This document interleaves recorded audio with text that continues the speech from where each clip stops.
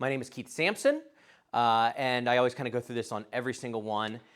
This is designed and built for you all. This is not me getting up going, hey, I know all the answers, right? There's a big piece of facilitating classes and rooms like this. And there's as much growth that can take place from just other operators, getting to know other operators and learning from each other and how did you overcome this, and just building kind of a larger sense of community on a deeper and safe space. Facilitating the conversation, facilitating the content, and trying to create that thought process is a big part of what I get a lot of joy out of, right? Because I can't go in and fix the world as much as I would like to, but I can inspire people to grow into a better version of themselves, transfer that down, especially in the lane of business. A couple ground rules: if you need to use the restroom, right out there.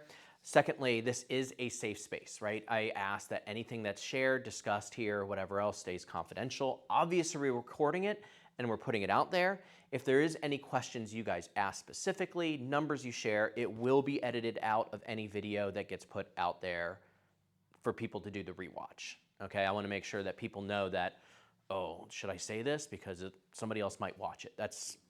You don't have to worry about that. We'll take care of that on the back end. So that being said, I want to kind of do a quick recap of what we discussed last week or the last month.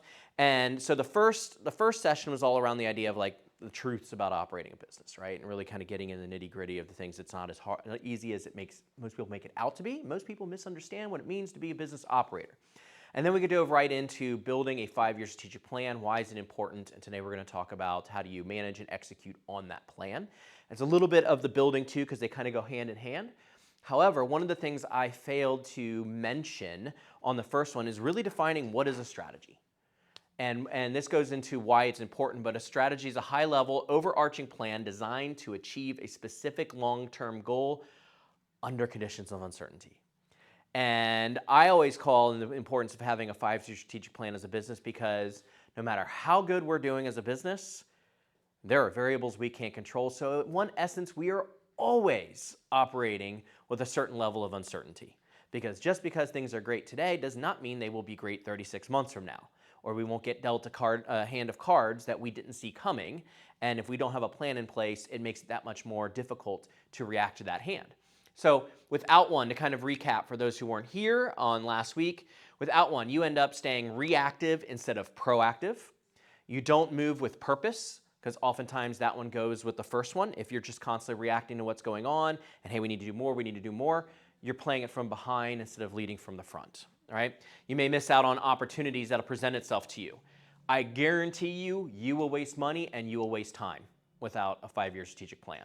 Because anytime you operate in a reactive state and you operate without purpose and intentionality, there is wasted time and money. Okay? You will look back with questions and wonder, if I'd done this sooner, what could we have done? Could we have avoided this headache? Could we have had better results? You will increase the stress on your life, and you will not operate with intentionality. And right now, personally and professionally in this season of life, I'm operating with a very high level of intentionality.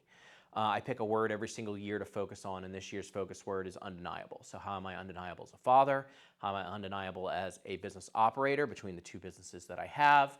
How am I undeniable when it comes to the book I'm putting out, being a speaker, those types of things. So to be able to elevate myself to that point, I have to operate not just with my own personal self, but with the businesses with a lot of intentionality. So what you'll see is I use Cloud9 as kind of an active case study, because I'm building all of this stuff that I'm teaching you guys.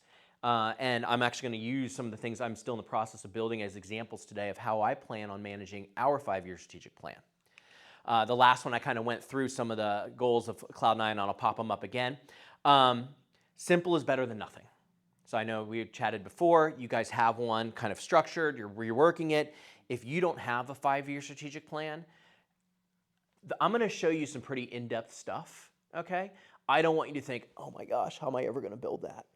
Okay? Having a basic one, even if it's just revenue, cost of goods, expenses, and net profit goals over the next 5 years, and then something you can break down per month, even if it's just in those overarching categories, is better than nothing, okay? It's still going to help you accomplish some of those points that I laid up there to begin with, okay? And then you can work backwards. Because I'll be honest, the first, we're coming up on our 4-year anniversary at Cloud9 on July 1st, and the first 4 years, I didn't have anything strategic laid down outside of what I just laid out. I had our sales goals, and I broke it down per month. I watched our expenses. I worked with my accountant to look at our monthly P&Ls. That's it. I didn't have an actual 5-year strategic plan because as a new business and a new operator in that space, I was still trying to figure out what are the options? What are the potentials here? What are the things that the data points that I can look at to actually drive a stronger, better business? So a couple things that I want to recap. Pick your goal. I always look at top line and bottom line. And when we talked about in the first session, EBITDA is, in my opinion, that bottom line net profit number. This is after, as owners or operators, you get paid because that's technically payroll, okay? What is the business generating bottom line profit, and then what are you doing top line? So these are goals for Cloud9. In 2025, we did $604,000 in sales. My goal, not 2026, I can fix that, by 2030 is to do 1.2 million. So my goal is to double the size of the business within 5 years. Bottom line goal, 2025, I lost almost $10,000. Now, as operators, we can take those losses and things we might have expensed out of our own pocket after tax. So, that being said, the goal in 2030 is to do $100,000 in net profit as EBITDA on the business. So it's great to throw those numbers up on a screen, but without a plan, how am I actually going to accomplish it, right? So step one, I always tell people to work it backwards. So if you sit there and go, I want to be at 2030, I want to be at 1.2, that's a big jump from 2025. So I always say, okay, where do I have to be at the end of 2029? Where do I have to be at the end of 2028, 2027, 2026? Now I'm breaking one out to each year. And it makes it a lot more tangible.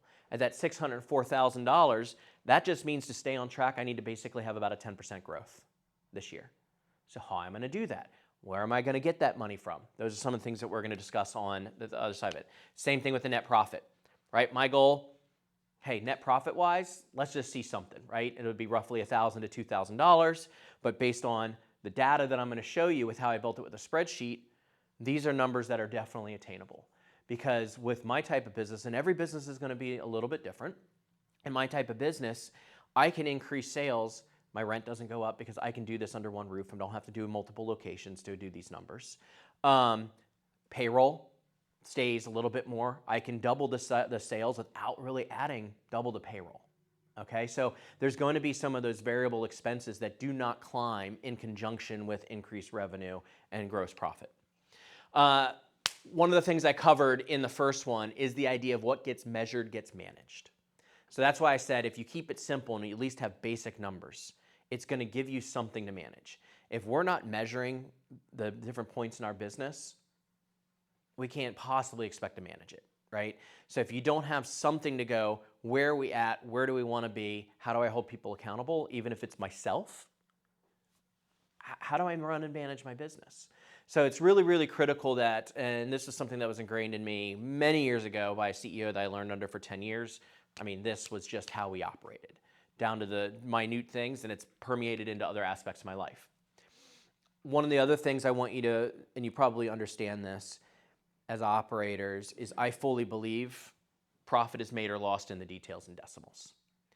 The larger your business, the more those numbers make more money, right? And I had a friend who, a good buddy of mine, who moved from Warsaw, Winona Lake, down to like Jupiter, Palm Beach. And I love it down in that area. I don't know if you guys ever been down there because it's very Midwest vibe. Like you can walk into a shop, talk to somebody just like it's Main Street Warsaw. It's not Fort Lauderdale or there's no stuffiness to it or pretentiousness. And so when I was talking to him after he'd been down there for a year, I was like, what's it like down there? He goes, it's the exact same thing except with more zeros at the end. Houses are more expensive. If you're buying real estate and flipping real estate, it's the exact same thing except you're dealing with more zeros at the end of it. When it's the same idea, the larger you have a business, the more you can make or break. Managing the minor details and the decimals can just have more size to them. So I'm going to show you, again, I kind of said today, this is where we're going to get a little bit more nerdy in the session, okay? This is a side of me that I usually do these types of trainings. I'm just talking. I learned many, many years ago how to build spreadsheets, fell in love with it because it was a different way of using my ADD brain to like hyper-focus, figure out the formulas and breakdown. So I'm gonna show you the working budget sheet that I created for Cloud9. And the reason I wanna show you this is as soon as I get it done in a way that I can lock out certain things and give you guys the password on, I will clear the numbers, kind of create it as a template, and I'll just give it to you. Okay, because there's no sense in people recreating the wheel. You know, it's kind of the way that I want to help businesses. So bear with me here as we kind of go through some of the numbers, and please feel free to ask questions. And I'm going to do the best I can to like look at it over here and navigate it. Okay, so this is a very soft budget spreadsheet. I'm going to show you the 2026 forecasting, but when I look at how I built, and what I want to show you is the yellow are numbers that I can change, okay? Everything else is formulated to adjust based on those numbers. And when I build these types of worksheets, because at the end of the day, I want to manage the numbers and the data, but they become different points, right? So think of it this way. When I'm talking like top line, bottom line, I can control and do initiatives to increase revenue and sales. And then I can do things to control expenses, both cost of goods and my variable expenses. So this top section here, this is everything to do with actual sales broken down by just basically 5, 6 total categories.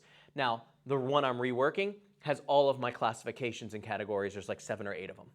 Because I just bucketed for the sake of the ease all the small stuff into miscellaneous. But again, when I talk about profits made in the details and in the decimals, that can be the difference between 2 grand made this year or 10 grand made this year is in that miscellaneous column. And I'll kind of explain that here in a little bit, okay? So for example, like if I go in, like this is all the numbers of 2025. So if I go in and I say, hey, I want my goal for 2026 to be 675, it literally changes because I have the percentages broken down of my product mix up here. So this was my product mix of what it looked like in these categories for 2025. I know based on profitability, you can see here, I changed it. I want to get down to 15, I want to get up to 15%. Oh, wait, hold on, where did the numbers go? Yeah, I want to drive insoles up from 6% to 10%. And the reason being is when you look at our average margin down here, so this is all cost of goods. So if I look at shoes, I'm at a 34% gross. On insoles, I'm at a 45% gross. So as we go through and I start looking and tweaking what my actual revenue centers, I call these revenue centers, different revenue centers may have different cost of goods, may have different margins. In a service industry, like you have some of those different things that you can look at and go, what are the services we provide that we make more money on? What's our highest margin things? Why are we only at a 3% of our product mix on that? What would our numbers look like if it took it up to 10%? We don't have to add any more labor. We don't have to do this. Like we can literally just tweak our sales process and focus and maybe incentivize salespeople to sell more of this because we make more money on it. Okay? So internally in some of my initiatives, how do I go from 6% to 10%? Well, one of the things we're working on this year, and it's also a big piece of how we'll hit these numbers, is building out our off-site program. So if you've ever been to our store, we do a full digital foot scanning, okay? And that allows us to digitally measure people's feet. We can look at bad foot behavior, and we can correct it with orthotics. I bought a portable computer that does that and connects to our scanner as well. So we're building out an outbound program where we'll be able to go into employers, work with their HR department and say, hey, let's say it's even a business that they all have to wear steel-toed boots. The difference between what they're wearing with as it is now versus an orthotic that corrects bad posture, bad foot behavior, reduces back pain, increases efficiency. What if I can go into that business and provide 40 out of their 50 employees with orthotics? Now all of a sudden we're addressing a pain, we're doing a sale outside of our business, we're introducing all those employees the fact that we are down there and they may bring their family down as well, and those orthotics last 12 months. So now all of a sudden we're building out a repeat business model and not waiting for people to come into our store. That'll increase my labor though, because that means I have to have somebody that can go to that and not just in our store. So by doing an initiative like that, I'll have some different factors to look at, but it increases that piece of it. And the number should continue to increase as I go on the years. And if that really blows up, This, I mean, trust me, if this becomes 20% of our sales, that's a beautiful thing. That's a number I want above budget. Because the higher that percentage, the higher our overall net profit ends up being, because it's a higher profit item that we're doing, and we're providing a premium service as well.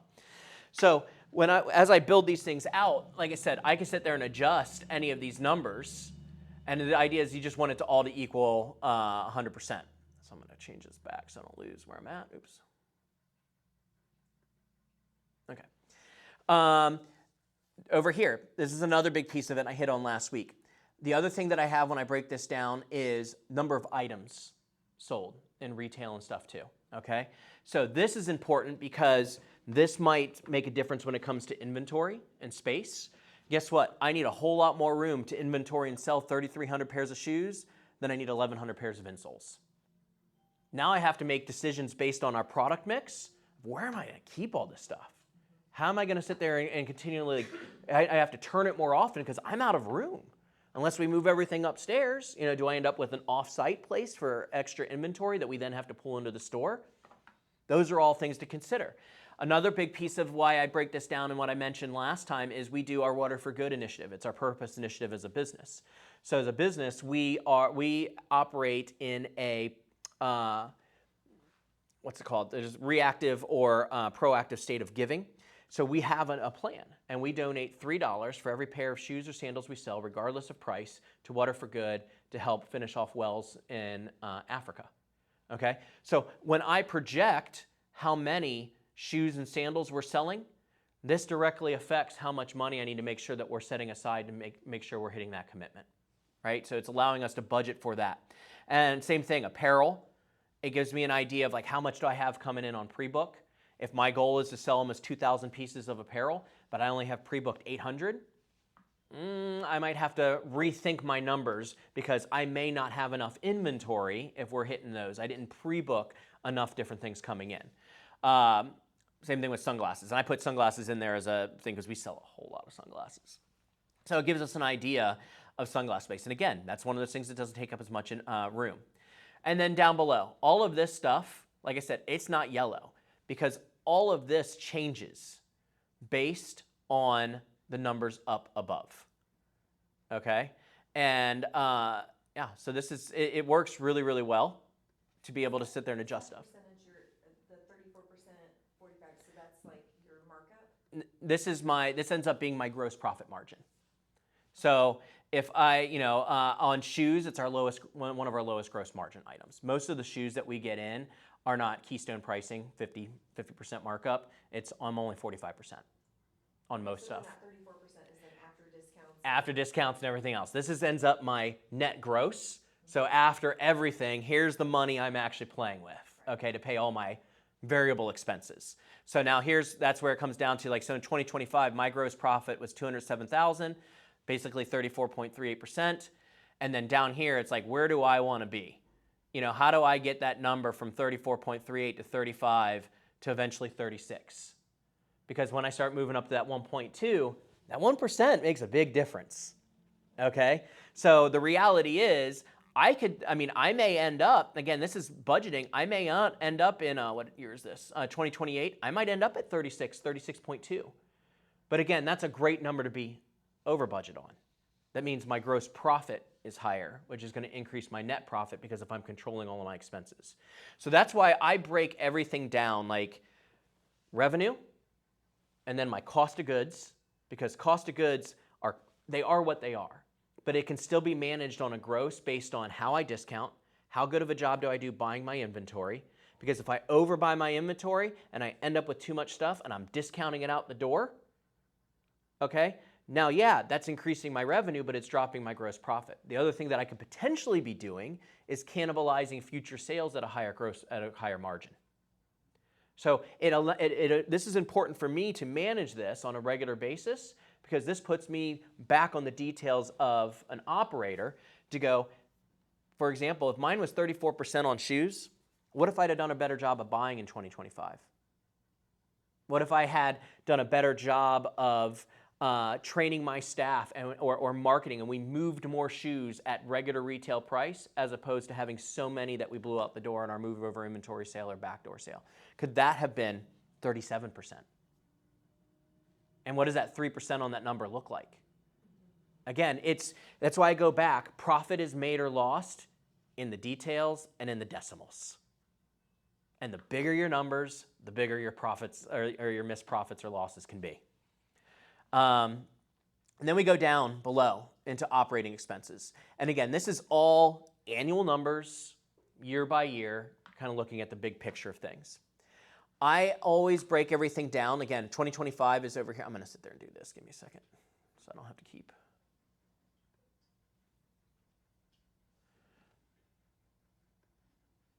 Doing that. Okay. So in 2025, so one of the things I look at is, and I got all of these off of my accountant's P&L, okay? I always look at the solid number and percentages as a percentage of sales. That, like, I don't know if you guys currently do that as well, as look at it as a percentage of sales, but it's really, really important to look at every line item you can as a percentage of sales, because it's the fastest way to go, that's not worth it, okay? The other thing, when we get into managing it, it gives you the ability to quickly look at the number and go, ooh, that's supposed to be 0.5%, why is it 0.8? And by being 0.3 above, that's costing me $120 a week. That's $5,000 a month because that line item was 0.3% above. Right? So like when you start looking at it as percentages, it gives you the ability to quickly see where things are out of line or adjust stuff and sit there and go, okay. Or like we talked a little bit about cost of acquisition in the other one. So when I look at like marketing, I hardly spent anything on marketing. 1.2% of my total cost of sales is a marketing budget. We put everything into the customer experience and word of mouth. Like that's kind of one of my things with Cloud9 is not to spend any money on traditional marketing. So when you look at my cost of acquisition as a marketing budget, it is ridiculously low. And I don't know if I have any more in here. I passed these out last time. One of the things, and I always look at, and by having it, I do. So this is something that I put together, and this now gets put out with every sale that we do.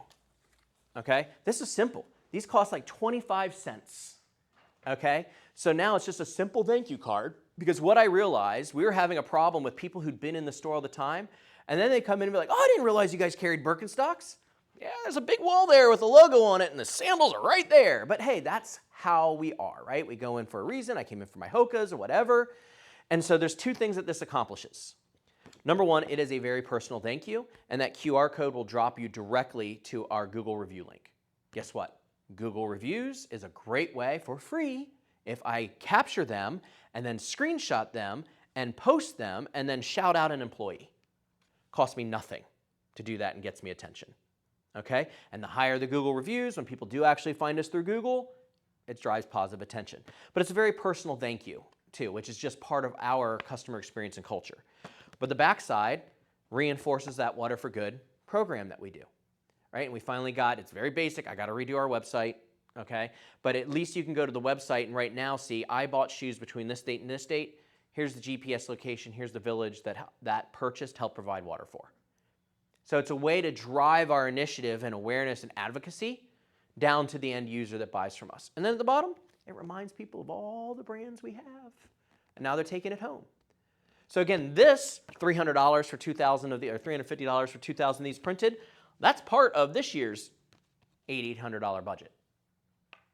But if this drives, what, 50, 60, 100 more walks back through the door, my cost of acquisition is minimal compared to putting an ad on a radio station or a billboard up, or you know what I mean? Like, so looking at the numbers and doing things like this and looking at it as a percentage of sales and going, because we're going to talk in the future sessions, we're going to, like the next one's all about making better decisions faster. And I think the one after that, we really get into the fun stuff, the marketing and attention side. But understanding where that fits by the numbers adds a layer. And again, with the better decisions of how do I make quick decisions to get attention for free? How do I do more sales with a very, very minimal cost of acquisition? Because if I can do that, my net profit goes up.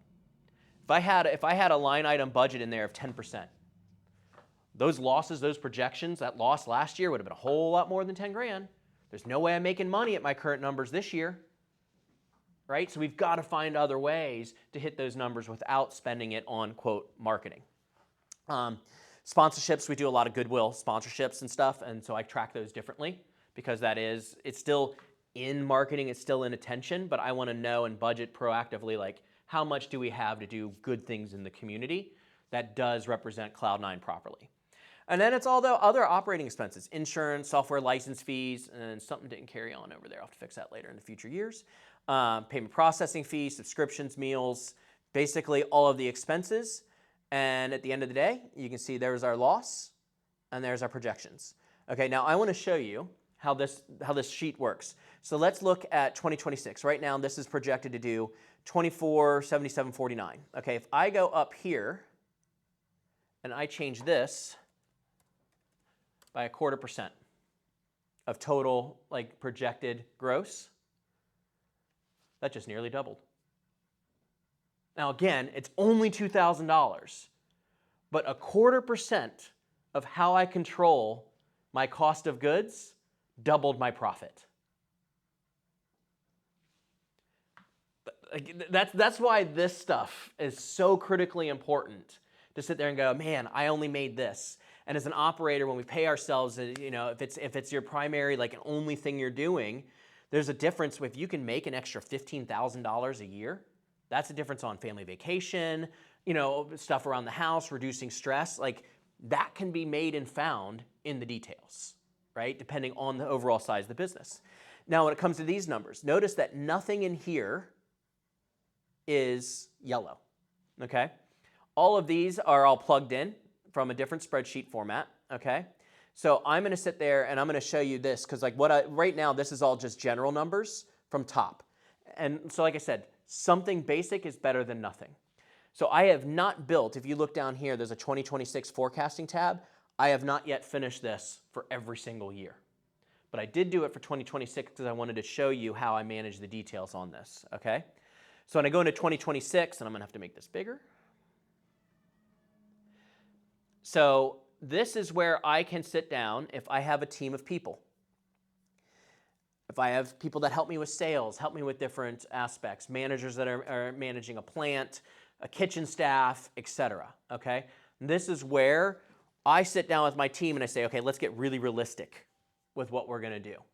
And so this is broken down, and you can go in and manually change this, which I will on the shoes, because our biggest months are May, June, July, August, okay? But for the sake of this room, and for the sake of the teaching, everything is broken down just basically weekly sales. And I have that as a 5-year overview. Did I pull that one in? So that one, so you can link different spreadsheets, okay? But let's say that's pulled in from a different spreadsheet, but you can type in whatever number. So if my shoe sales, I want to do $8,000 a week, okay? The rule of 13, do you guys know what that is? Okay.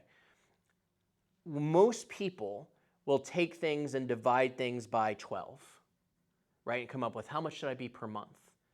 Or they'll come up with divide things by 52 and that gives you your week. The rule of 13 is per quarter there's 13 weeks.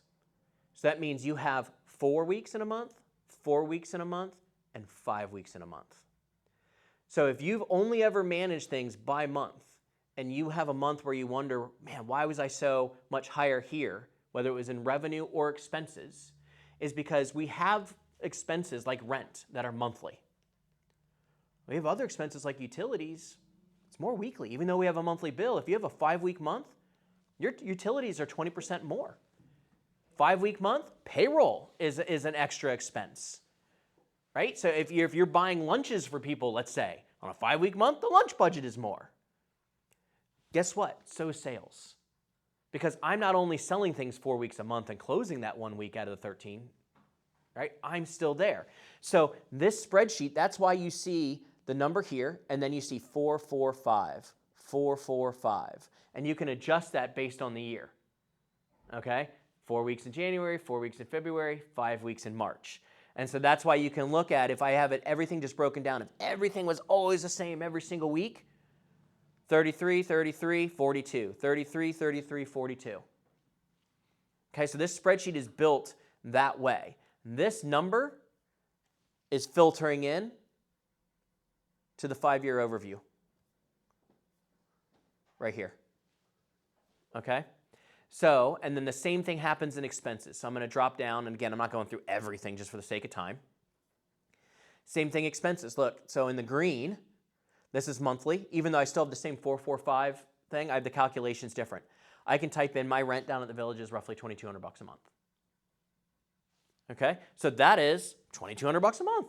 Whether it's a 4-week month or a 5-week month, doesn't matter. Okay, so that 26.4 filters over to that other page. Utilities. I went ahead and broke that down monthly because I just averaged it out.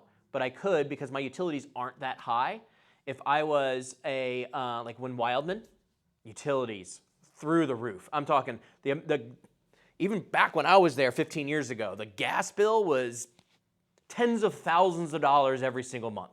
When you're running the washers, the dryers, I mean, like, it's amazing, the NIPSCO bill that was on that place. Big difference between a 4-week month and a 5-week month.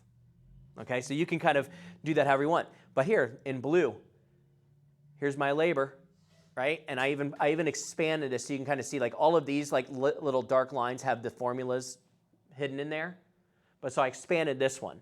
So this already has what a 4-week month would look like, 5-week month would look like. So all I have to do is put in, if my average labor per week is $1,800, I know how to forecast and budget what my labor is going to be on a 4-week month or a 5-week month.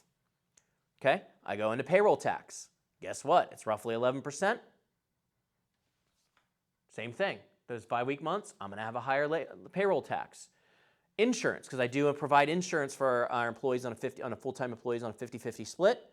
Guess what? That's monthly though. That goes back to a monthly expense and not something that's figured weekly. But here's my marketing expense. Do you think I have less marketing expense if I'm on a 5-week month versus a 4-week month? There might be some of those if I'm doing some kind of monthly billboard, sure. But guess what? When we're open 5 weeks, we're handing out more of those cards. We're handing out more of our cloth tote bags instead of a regular plastic bag. We're going to have more expense on the 5-week months. Same thing with sponsorships, business insurance. So my whole point on this, everything and whatever's yellow, meals and entertainment, I put weekly, $20. That gives me, even if I only spend $100 a month, I'm letting it stockpile and basically accrue on the books, because that's going to become important when I go to manage on a regular basis. So is there a place on here where you put actual expenses though? So like So this is yes. Tripled. Yes. So this I can forecast. So this is all budgeting. Okay? In a moment we're going to get into the accountability side of it, where I actually have actual and how I track those, or how I will track those. Right now I've been tracking them monthly off of my P&Ls from my accountant. I'm going to show you what I'm building out for Cloud9 to do exactly what you're asking. But even like interest expense, I mean, I can sit there and put everything in here, okay? And then I even did a labor calculator. So I can go in and put individuals' names, hourly rates, and then I can look at, based on our sales per hour, obviously during the summer, I need to have a higher staff than in the off season. And then in the winter when we're dead slow, December, January, February, I mean, Christmas is just traffic, but January and February is just slow, right? I don't need 3 people in there during the day. Right. So I can actually sit there and calculate and change how many hours per week am I giving each employee, what their hourly rate is, how many hours I do per week on average for total man hours, and adjust my budget that way. Once I have those numbers, guess what I can do? Even though for the sake of this meeting and showing you how I did it, I can go into payroll. Where are we at here? I can go into payroll and adjust it down and up each month based on another spreadsheet. So what's great about operating with spreadsheets, and the reason why I do like the yellow blocks, is I want to make it simple for me. I want to build it once, and every single year, once I have this thing built, guess what? To do the forecasting for 2027, it's going to be easy. I go in and do the numbers. Where do we finish out 2026? What initiatives have going? How are we going to change this? Where do we have to be on to hit our 5-year goal plan for 2027?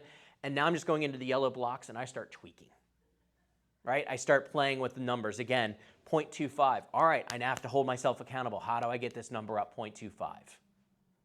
Right? If I have a manager doing something, okay, We're going to work together. How do we get this number up 1%? Because as it trickles down, that makes a difference between, it could be 10 grand a year, depending on where the line item is. Any questions on that before I get back into the slide deck? Okay, again, this is very structural. Like I want you to think, I want you to think like big picture, like why I'm doing the detailed numbers, because the detailed numbers allow me to look at the detailed planning, and then what's next is the detailed accountability. Okay, so when we get into like the idea and what you're doing right now, and I mentioned this when you're building the 5-year strategic plan, guess what happens when you have those types of structure? You might get to a point where the team walks away like, all right, and then you guys really start tweaking the numbers and like, man, we're 2% off. Everybody back in the room. You know what I mean? And it's like, where are we going to find this 2%? And and people have to be on board. So like I said, you may have to push managers to sharpen the pencil, get more creative on sales and revenue projections or how they're going to create it. But until it's signed off on, and this was something, again, this whole concept was something I learned during my 12 years at Wildman.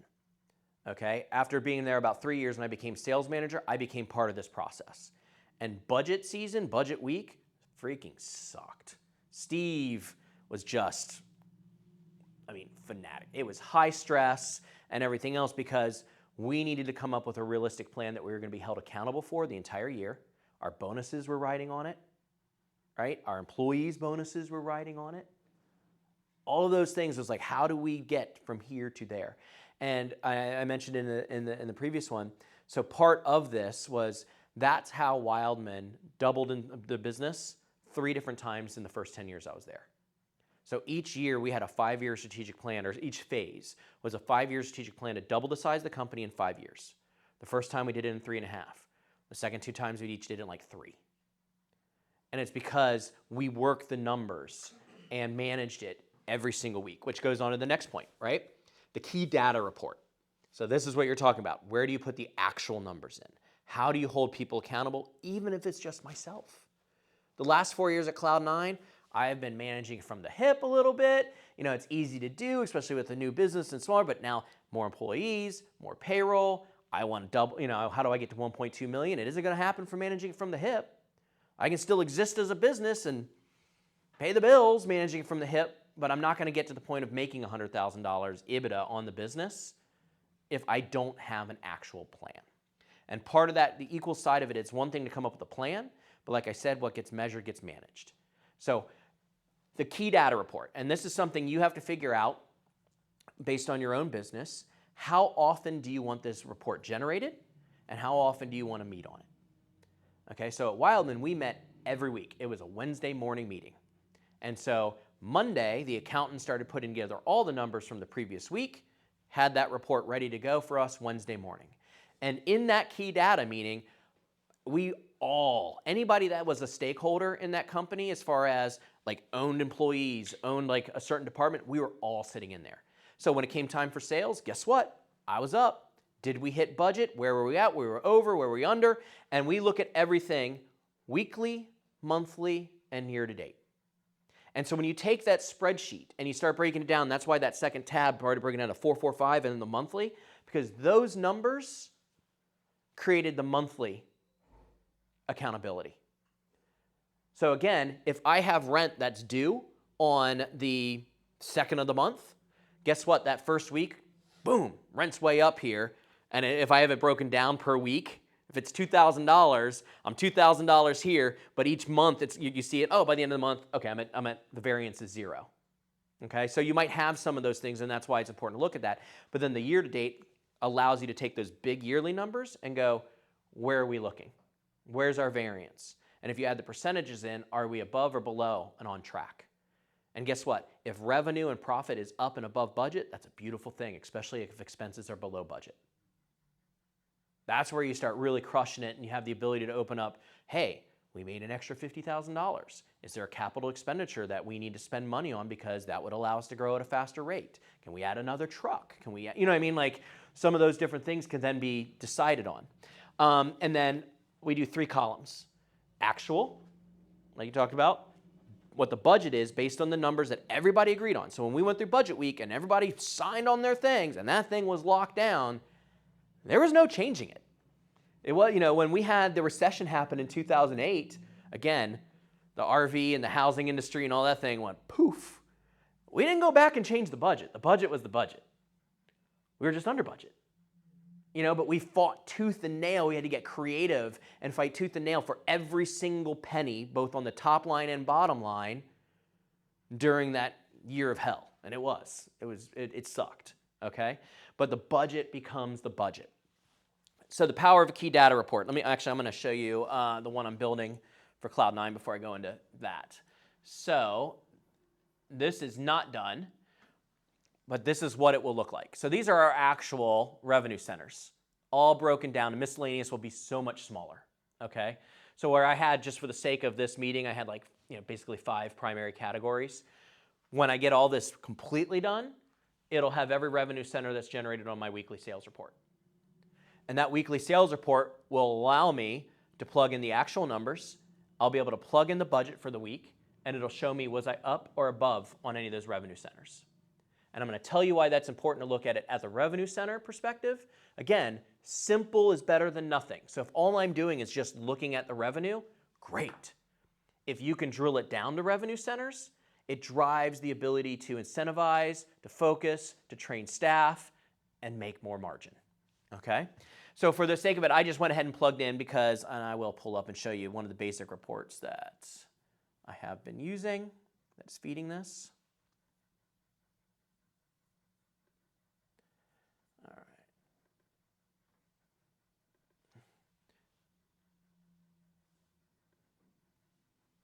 Because this is, like, when I talked about simple versus is better than nothing, this is what I have used for the last 4 years.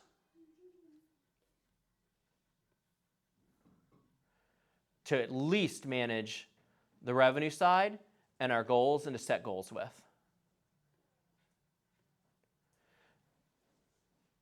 So I went through, man, I hate that you have to sit there and pull these things up, open them up every single time. So this is 2022. This is our first year open. We opened in June. $147,000 in sales. Like, okay, we now have a benchmark. We got something, okay? When we look at 2023, here's the goal, and then here's our actual.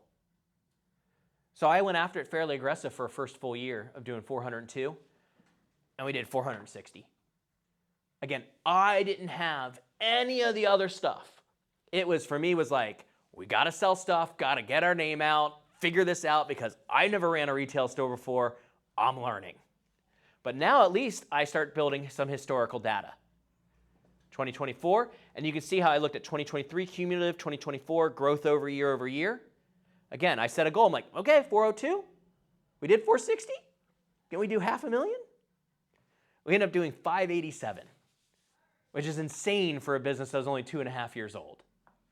Okay, and you can see we hit 28% year-over-year growth. We hit 118% of the goal. I'm able to celebrate with the staff. When you're looking and seeing the numbers, because you have a goal and you can congratulate, you can celebrate, like you can kind of keep motivating and you can keep going, that worked, that didn't. And so then we look at 2025, guess what? Tariffs, all the stuff hit. Now, again, I set a pretty aggressive goal. How do I get to 645? Hey, we do 587, like, does that go another 10%? We didn't, we grew 3. We still grew. In a down or flat economy for the year, we still grew 3%. So if I didn't have these goals, even though I didn't have it on hardcore paper, Ashley knows this, like I still had plans and things that we had to get done. If I wasn't thinking, our goal is 645, how are we going to get there? Guarantee you we don't do 604. Right? By at least having a plan kept us in a state of growth and movement and looking at the numbers every single month. I plug in, what did we actually do? What did we actually do? Why were we down? What do we have to do next month? How do we get some of this back up? Again, simple is better than nothing. And then when you look at 2026, so again, these numbers kind of feed over.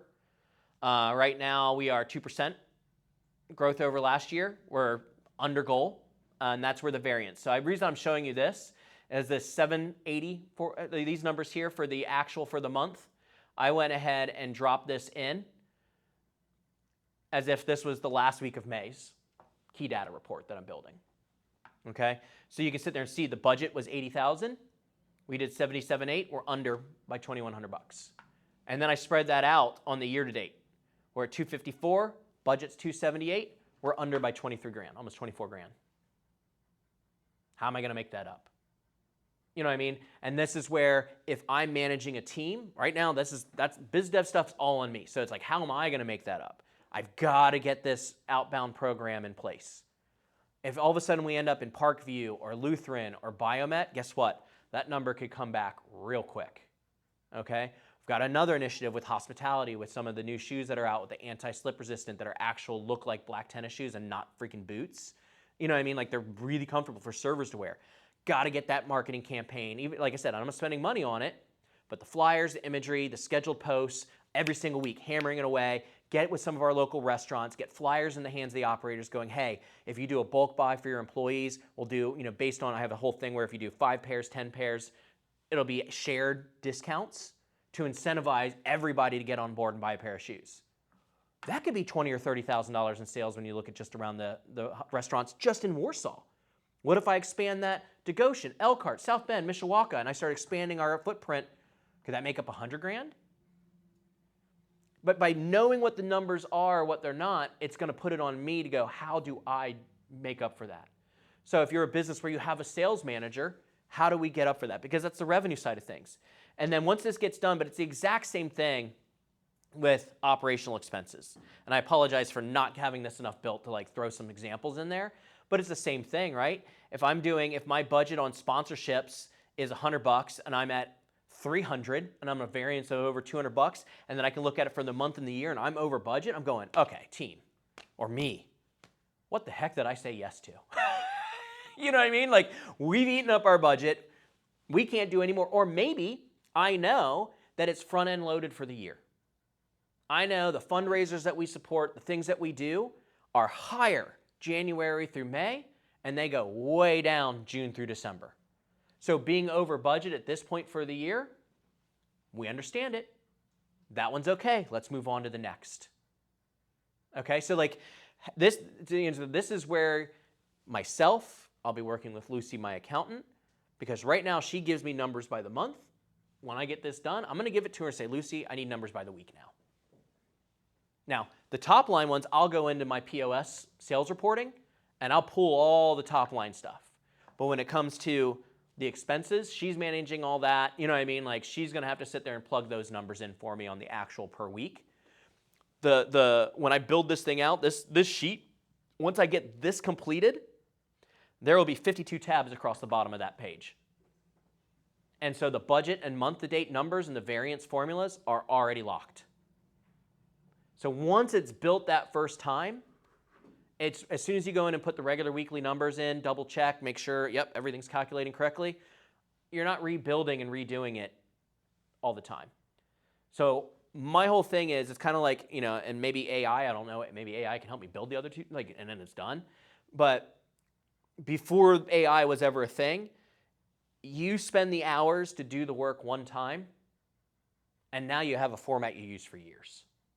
Right? But more importantly, the hours I spend building this transfers directly into less stress later, more money made, less money spent, because I now have a platform to manage my 5-year strategic plan. And that's the principle I'd rather you walk away from going, oh, I can never build anything like that. It's what can I build to manage the numbers? Because that's how we make money. 5 minutes. Let's go back into here. Okay. The power of key data report. A couple big things. You can manage revenue and opportunities and drive marketing based on department targets. So again, you're in retail just like me. If you have things broken down in departments and you're way under in jeans, but you're way over in this, you can make some buying adjustments. You might have to cancel a pre-book that's coming in. Like, I have the ability a month or two before shoes come in to modify what comes in on certain ones. With Hoka, I can do that, right? I can sit there and go, hey, here's what's coming next month. Here's what's still editable. And I can go through and, nope, don't send me those. Don't send me those. I'm still good on stock on this. If I fail to do that and those shoes come in and now I'm overstocked on something, guess whose fault that is? Mine, right? But now the numbers are going to help me dictate that. And then there's another thing too with the numbers. In my world, I have to do the pre-booking. So like right now, I'm doing all the buying or pre-booking of shoes for fall of 27, meaning stuff that'll start showing up at my door of June of next year. I tell you what, the first couple years of doing that, that is scary. When you're committing to 20 grand, 50 grand on stuff, and you're going, I'm only a 2-year-old business. I have no idea if I'm going to sell that or not. Now I can go back into my data points and look at how many women's Gaviotas did I sell from this month to this month. Then I can go in and go, how many did I sell and what size? Now I can pre-book with a lot more data that drives better decisions, and now I'm buying my inventory smarter, okay? So the key data report also allows you to incentivize teams to hit above budget targets. So again, if I have a service where I make a whole lot more money on it, and I know that can help pick us up on our profit, that can help us pick up on our revenue, and I can create I'm a big fan of self-funded budgets or bonuses, especially, it's a little bit harder in retail, but in other businesses. If I, as a business, can make $20,000 extra in a month, and I pay out salespeople $2,000, and I net 18, like why wouldn't I do that? Right? So what's the line to pick up the difference? And then anything above that becomes your playground to do a self-funded bonus program with. It's like, why would I pay about it? Because they just generated 18,000 additional profit. I'll pay 2 all day long on that return. Identify opportunities for improvement before they become little problems. So when you're looking at things weekly and you're breaking it down, I'll have percentages. It'll be probably my other column. I'll look at it as a percentage on the budget for the year to date and stuff too, where we're at, just like I do with the big revenue numbers.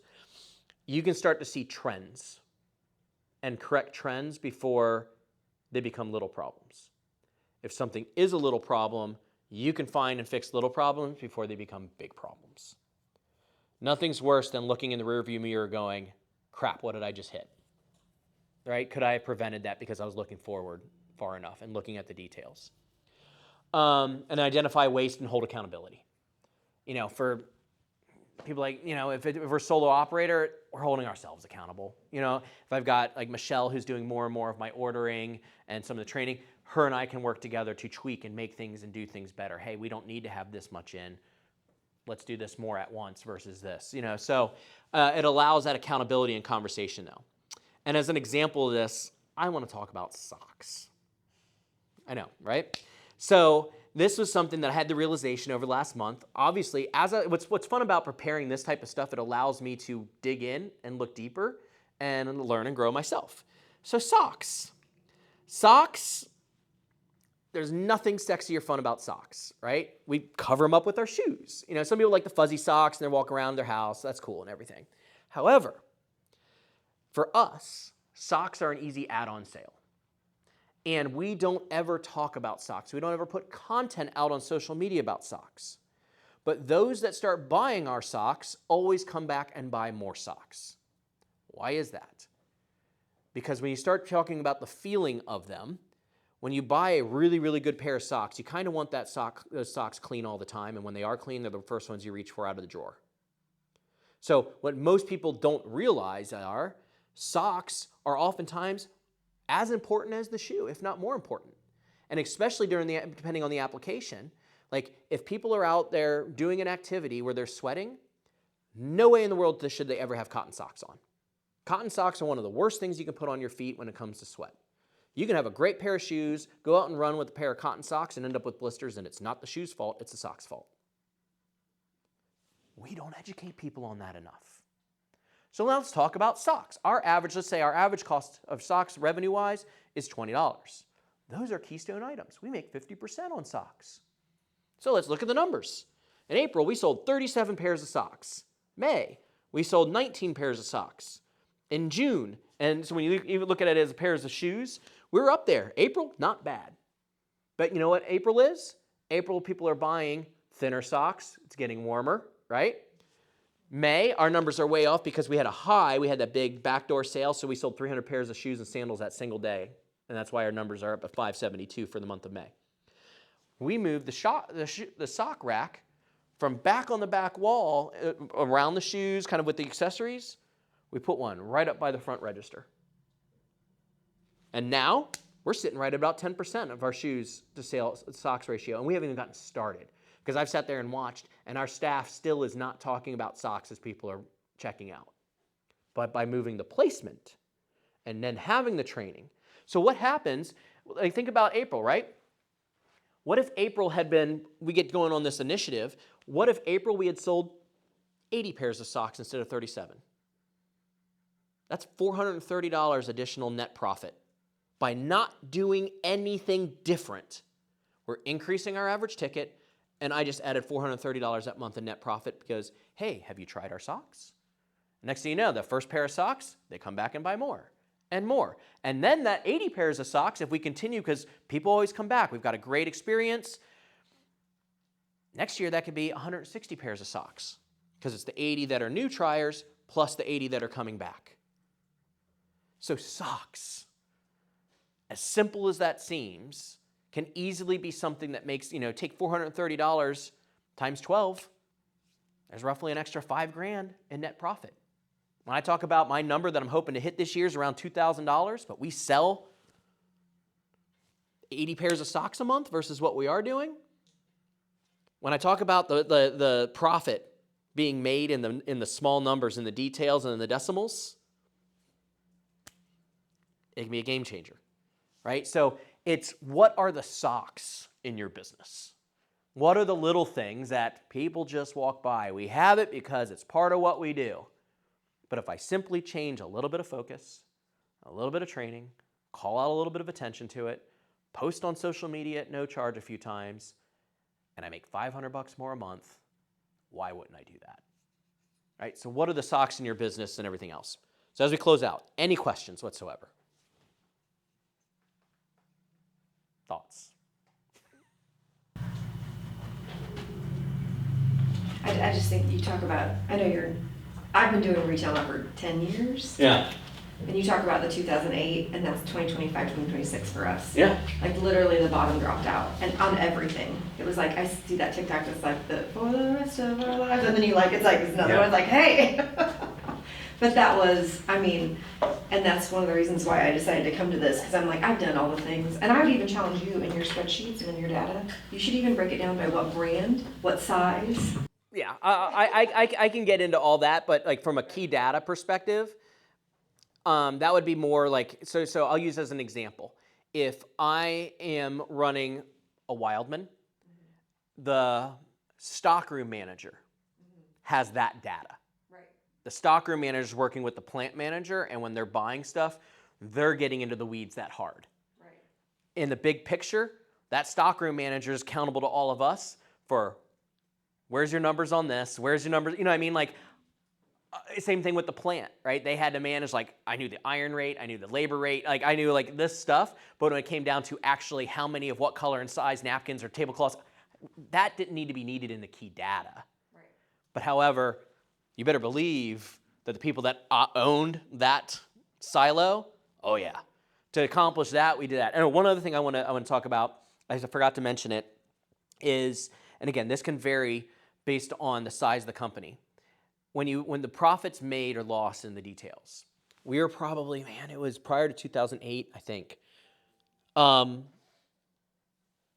So we were probably somewhere in our second phase of growth, and Steve challenged us. We called it, I don't know why he called it this, because we were playing a lot of golf back then, the Nike program, the Nike initiative. Don't know why, I think he had some acronym for it or something. But the idea was to find additional revenue that was not on our budget and additional savings that was not part of our budget. And he challenged and he incentivized it, right? He basically said, I'm going to pay you 3-to-1 on anything you find. And then we're going to take a 2-to-1 on whatever you find and put it as like a company party thing. So if you think about whatever we found and increased, because increased regular, but it's not just revenue, it was profit. Increased profit or increased savings was a net profit gain. He's willing to take 5 weeks of that and say, here you go. Good job finding it and drilling down on it and getting creative. Through that program, we created over 10,000, it's close to $11,000 a week in unthought of profit before and drilled into savings. So again, that's half on that level, that's $500,000 a year. That was found by incentivizing And it was, man, it was some of the stuff, it was 0.25% here, 0.5% here. It was getting with a vendor and modifying this. It was, instead of us getting stuff in once a month and had this much in shipping, they would, well, if we shipped lower quantities and did it every 2 weeks, we'd save you on shipping. Well, there's $700 a week. You know what I mean? Like, it was crazy stuff that people dug into the weeds on to find. But it was, I mean, if they were to lay out the list, it was like this. But that was the idea. 10 grand a week in decimals and tiny, tiny little increments here and there added up. And obviously, large company, you can do that. But what if it was $100 a week, $500 a week? You know what I mean? Like those little numbers make a big difference, and they can help us survive the years where we go, oh crap, what the heck just happened, and how am I going to reinvent it a little bit? Yeah, and that's part of, like I said, I don't pretend to get up here and know everything. You have a ton more experience in retail than I do. But I can sit there and go, hey, for almost 30 years I've been in business or dealing with business at a high level in one way or another. I can create a space where people can share and learn from each other as well. Next session, making better decisions faster. I personally think this is one of the greatest underutilized or unspoken soft skills out there in operating a business. And indecision costs us time, which directly costs us money. So we're going to talk specifically about practices and things that we can do to put more confidence, how to drive data, how to look at data, things that we can put in place to make better decisions faster. Because when we can make better decisions faster, the business will be healthier, we waste time and energy, we do make more money. So that's going to be, because I want to go through that before I dive into the marketing stuff. Because this, again, each one of these stands on its own, but having that kind of like little filter as we go into the marketing and the attention adds another layer to it. So a little bit of homework. Let me know if you want more information to help with your 5-year strategic plan. I've been more than happy to have any offline conversations. And like I said, once I get Cloud9's thing built and I can get it then basically created as a template with some instructions on how do you customize it yourself, anybody's more than welcome to have it. Think about times when decisions you had, or this is more about the decisions, making better decisions faster. Think about times when decisions you had stuck. I don't know, what the heck did I don't know what that word is supposed to be. Think about, when you were stuck making decisions, like I just was frozen, right? And think about times where decisions were quick and decisive. Why? And so like as you kind of prepare for next month, if you have those kind of fresh in your brain and you can start leaning into, why was I able to be decisive? Why wasn't I able to be decisive? And when I did get stuck, did I miss an opportunity? Did I lose money? Did I lose an employee? You know, some of those types of things, right? And then lastly, tell others in our community we want to keep spreading the word and get more people in the room. So thank you all so much for joining today.